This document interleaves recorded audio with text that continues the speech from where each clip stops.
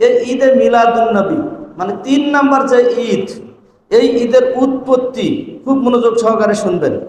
মিশরের সুলতান সালাউদ্দিন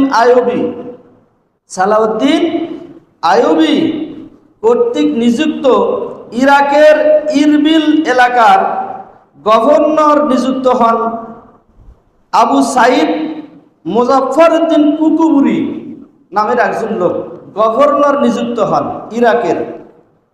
সালাউদ্দিন আইয়ুবী কর্তৃক গভর্নর নিযুক্ত হন ইরাকের, তার নাম ছিল কি? আবু সাইদ মুজাফফরউদ্দিন কুকুবুরি। এই লোকটাই 604 মতান্তর 625 হিজরি এর মাঝামাঝি যে কোনো একটা দিনে এই যে মিলাদ, এই মিলাদের প্রচলন ঘটান।